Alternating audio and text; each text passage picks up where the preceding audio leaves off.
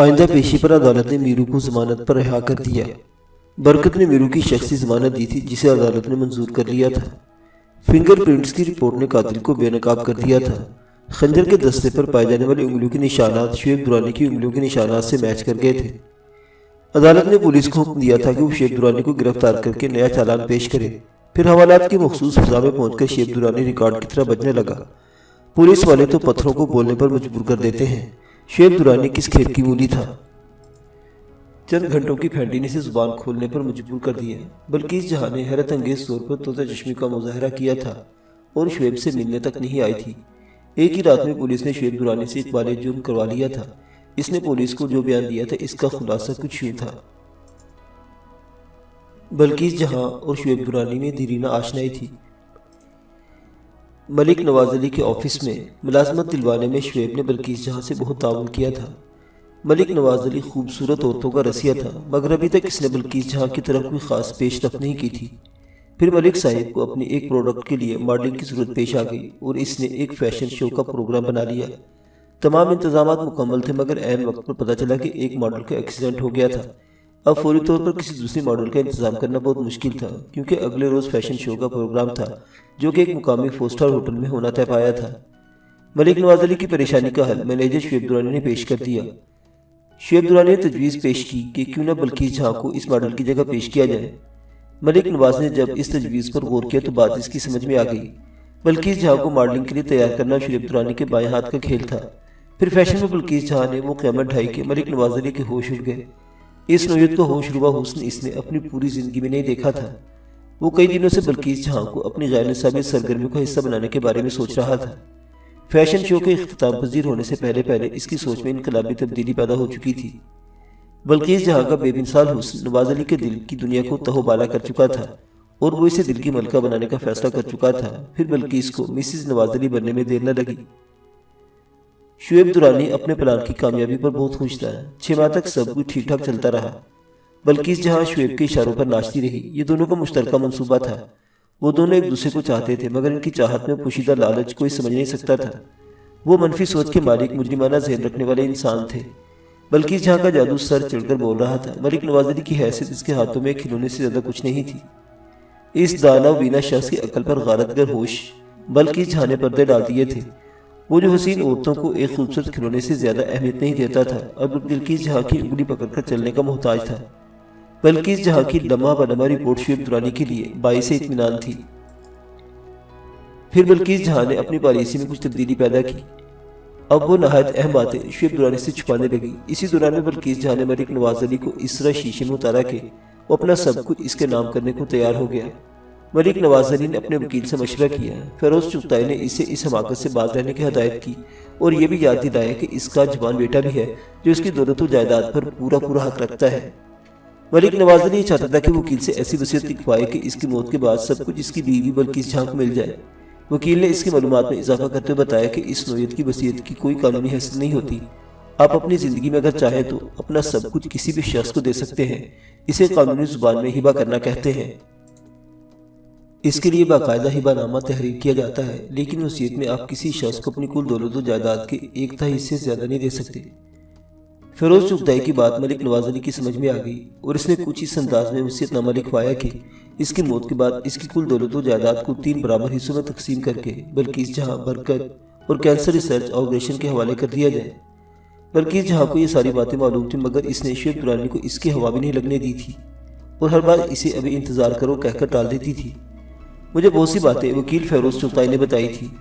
इसी से मुझे यह भी मालूम हुआ था कि किसी ने जुमी ने मलिक नवाज अली को खराब हालात की पेशगोई करके परेशान कर दिया था और अपनी मौत से चंद रोज कबल मलिक नवाज अली ने ख्वाहिश जाहिर की थी कि वो अपनी वसीयत तब्दील करके नया वसीयतनामा तहरीर करवाना चाहता है। इसी सिलसिले में इसने बरकत को भी अमेरिका से बुलवा लिया था। फेरोज चुगताई ने मुझे एक चुका देने वाली बात यह बताई थी कि मलिक नवाज अली अपनी बीवी बल्किस जहां के किरदार से मशकूक हो गया था और इसने बल्किस जहां को तलाक देने का फैसला कर लिया था। ये बात मलिक नवाज अली ने फेरोज चुगताई को अपनी मौत से 4 रोज पहले बताई थी। टेलीफोन पर गुफ्तगू करते हुए बहुत परेशान था और बड़े जज्बाती अंदाज में बोल रहा था। वो फेरोज चुगताई से इतनी अहम बात इसलिए भी कह गया कि इनके दरमियान तल्लुकात की नौयत दोस्ताना थी। बल्किस जहां हर वक्त अपने मियाँ की टोह में लगी रहती थी, उस रोज इसने मलिक नवाज अली और वकील के दरमियान होने वाली गुफ्तगू का आखिरी हिस्सा छुप कर सुन लिया था। طلاق والی بات سن کر اس کی آنکھوں تلے اندھیرا چھا گیا تھا۔ اس کی ساری محنت پر پانی پھرنے والا تھا۔ اگر ملک نواز علی اسے طلاق دے دیتا تو اس کا منصوبہ خاک میں مل جاتا۔ وہ وصیت نامے کے مندرجات سے بخوبی آگاہ تھی۔ اگر ملک نواز علی کی اچانک موت واقع ہو جاتی تو وہ اس کے کل اثاثوں کے 1/3 کی حقدار ٹھہرتی۔ بصورت دیگر وہ خالی ہاتھ وہاں سے نکال دی جاتی۔ حق مہر کی رقم اتنی معمولی تھی کہ وہ اسے آگے کچھ سوچنا بھی نہیں چاہتی تھی۔ اس کا پارا 7ویں آسمان کو چھونے لگا تو اس نے دل میں تہیہ کر لیا، ملک نواز علی کو جلد از جلد اس دنیا سے رخصت ہو جانا چاہیے۔ حالات بھی پوری طرح اس کے حق میں سازگار تھے۔ پھر 8 جنوری کو ایک ایسا واقعہ پیش آیا کہ اس کا کام مزید آسان ہو گیا۔ میرو کو جب بری طرح بے عزت کر کے بنگلے سے نکالا گیا تو بلکیس جہاں نے اپنی فیصلہ کرنے کے بعد شعیب درانی کو گرین سگنل دے دیا۔ شعیب درانی نے قتل ایسے جرم کا کبھی تصور بھی نہیں کیا تھا، مگر بلکیس جہاں نے صورتحال کی وضاحت کی کہ اور اسے یقین دلایا کہ سارا الزام میرو پر آئے گا تو وہ اس کا ساتھ دینے کے لیے تیار ہو گیا۔ میرو کا خنجر ابھی تک بلکیس جہاں کے پاس ہی تھا۔ اس نے اس خطرناک ہتھیار کو ضائع نہیں کیا تھا۔ میرو کی صورت میں اسے ایک پتلی گردن میسر آ گئی تھی، اس لیے وہ اپنے منصوبے کی کامیابی کے لیے پر امید تھی۔ میرو ایک بار چوری کے الزام میں تھانے بھی جا چکا تھا، اس لیے 1 لاکھ روپے کی چوری کا ڈرامہ بھی رچایا گیا تاکہ میرو کسی بھی طرح پھانسی کے پھندے سے بچنے نہ پائے۔ انہوں نے کوئی کسر اٹھا نہیں رکھی تھی، مگر اوپر والا بے نیاز ہے، جسے وہ رکھے اسے کون چکھے۔ میرو خوش قسمت تھا کہ بچ گیا، ورنہ آئے دن بہت سے بے گناہوں کو بھی پھانسی چڑھا دیا جاتا ہے۔ وقوع کی رات شعیب درانی بظاہر بنگلے سے رخصت ہو گیا تھا، مگر منصوبے کے مطابق وہ دوبارہ کچھ ہی دیر کے بعد بنگلے میں موجود تھا۔ ملک نواز علی کی اس رات طبیعت خاصی خراب تھی۔ جب 3 بجے تک کسی طرح بھی نیند نہ آئی تو اس نے اپنی بیوی سے نیند کی گولی مانگی، حالانکہ وہ 1 گھنٹہ پیشتر ہی ولیم 2 کی ایک گولی کھا چکا تھا۔ بلکہ جہاں نے اسے 5 گنا زیادہ طاقت والی ولیم 10 کی ایک اور گولی پانی کے ساتھ کھلا دی، جس کا اس نے پہلے ہی انتظام کر رکھا تھا۔ ملک نواز علی کو غفلت کی نیند سلانے کے لیے یہ ایک کارآمد طریقہ تھا، کیونکہ ولیم 2 اور ولیم 10 کی گولیاں دیکھنے میں ایک ہی جیسی نظر آتی ہیں، اور اس وقت تو ملک نواز علی کو اتنا ہوش ہی کہاں تھا کہ وہ گولی کو غور سے دیکھنے کی کوشش کرتا، اور اگر بالفرض وہ نارمل بھی ہوتا تو گولی پوٹینسی چیک کرنے کی طرف اس کا دھیان نہیں جا سکتا تھا۔ گولی معدے میں پہنچنے کی تھوڑی ہی دیر بعد وہ دنیا و مافیا سے بے خبر ہو چکا تھا۔ ایسی بھی خبری کی کیفیت میں قریب 4:15 بجے شعیب درانی نے اپنی رفیقہ کار کے ایما پر میرو کا خنجر ملک نواز علی کے سینے میں اتار دیا اور پھر وہاں سے چلا گیا۔ جاتے ہوئے بلکیس جہاں نے سے 1 لاکھ روپے کے کرنسی نوٹ بھی اس کے حوالے کر دیے تھے۔ پڑوسی چوکیدار تصدق حسین نے جس شخص کو چادر کی بکھل مارے پر اسرار انداز میں ملک صاحب کے پچھواڑے سے گزرتے ہوئے دیکھا تھا، وہ یقینی طور پر شعیب درانی ہی تھا، جس کی کار وہاں سے کچھ فاصلے پر ایک محفوظ جگہ کھڑی تھی۔ شعیب درانی کے جانے کے بعد بلکیس جہاں نے خوابگاہ کی حالت ایسی بنا دی جیسے کوئی وہاں چوری کی نیت سے آیا ہو۔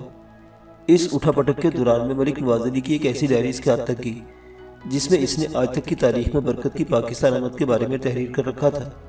فلائٹ کا نمبر اور وقت بھی لکھا ہوا تھا۔ بلکیس جہاں کے منصوبہ زا ذہن نے فوری طور پر ایئرپورٹ جانے کا فیصلہ کر لیا۔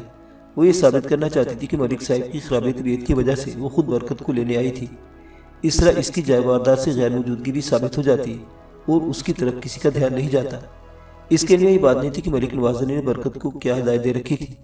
بہرحال وہ ایئرپورٹ پہنچ گئی اور پھر فلائٹ کی تاخیر اس کے لیے اور بھی مددگار ثابت ہوئی، مگر برکت نے عدالت میں جو بیان دیا تھا اس نے میرے لیے حقیقت کی راہ کھول دی تھی۔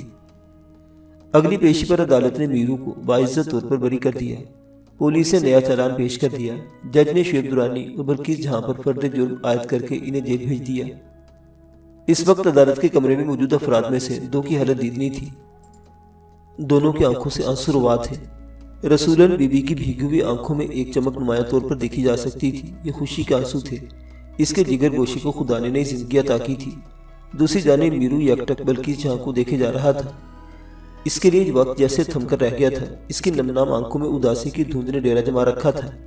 اس کے آنسو کوئی اور ہی کہانی سنا رہے تھے۔ یوں لگ رہا تھا جیسے وہ اپنا سب کچھ ہار کر جا رہا ہو۔ یہ آنسو بڑے بے زبان ہوتے ہیں، کچھ پتہ نہیں چلتا خون جگر کس لیے آنکھوں سے بہہ گیا۔ معزز سامعین و ناظرین، مرزا صاحب کی یہ کہانی آپ کو کیسی لگی؟ اپنی آراء کا اظہار کمنٹ باکس میں کیجیے گا۔ کہانی سننے اور دیکھنے کا شکریہ۔